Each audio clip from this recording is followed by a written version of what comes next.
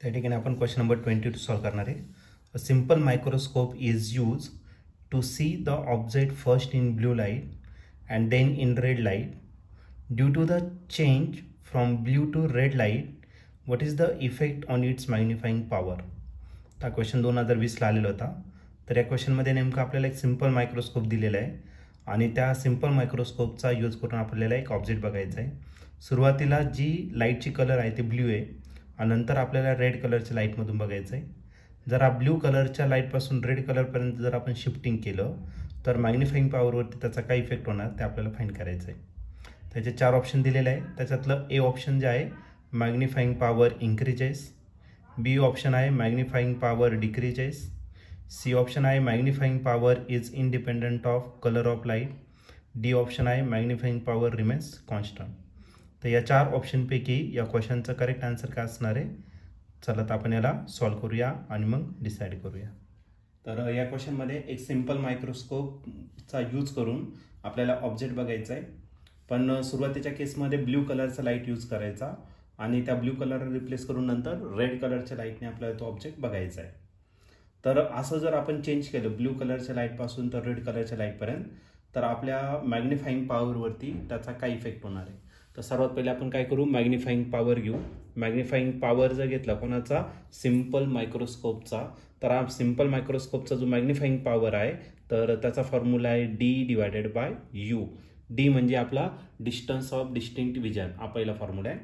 त्यानंतर त्याला पुढे मॉडिफाईड जर केलं तर मॅग्निफाईंग पॉवरचा फॉर्म्युला भेटेल आपल्याला D/F प्लस D/V.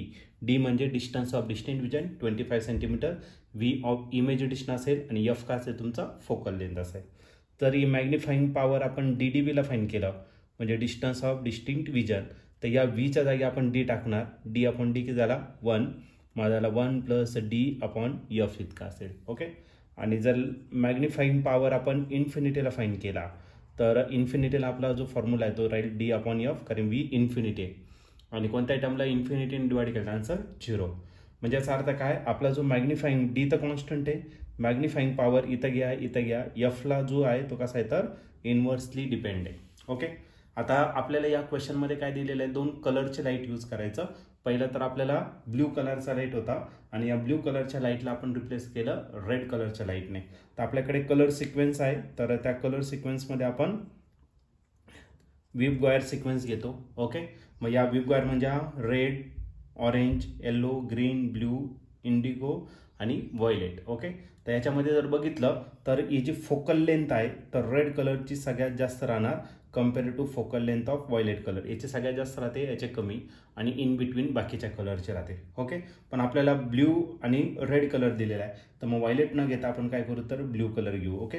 मग रेड कलरची फोकल लेंथ जास्त आहे आणि ब्ल्यू कलरची फोकल लेंथ काय तर कमी. मग सुरुवातीला आपल्याला मॅग्निफाईंग पॉवर ब्ल्यू कलरचा यूज करायचा आहे. Okay.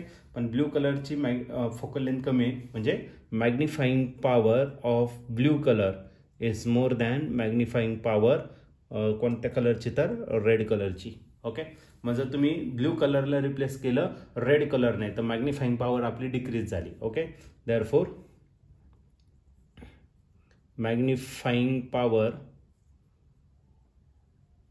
Decreases by using red colour instead of blue colour. Blue कलरच्या जागी जर तुम्ही रेड कलर जर यूज केलं तर आपली जी मॅग्निफाईंग पॉवर आहे ती काय होणार तर डिक्रीज होणार.